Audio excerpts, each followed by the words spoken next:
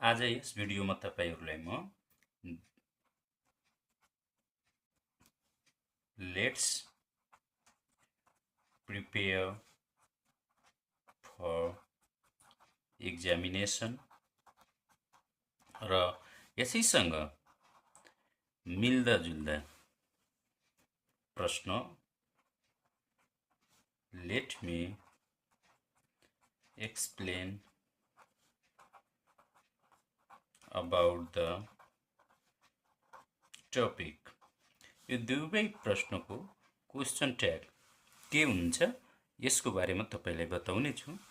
हेर्नुस्, जहाँ लेट्स भनेर आउँछ, लेट्स टपिकमा एस दिएको हुन्छ, त्यसको ट्याग जहिले नि शैल बी गर्नु होला।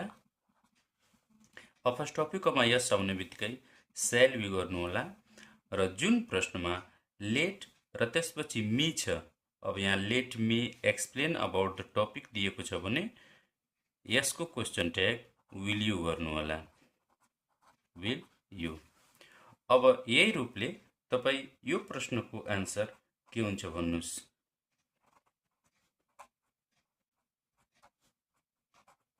Late us visit the hospital, यसको क्वेशन ट्याग के हुन्छ?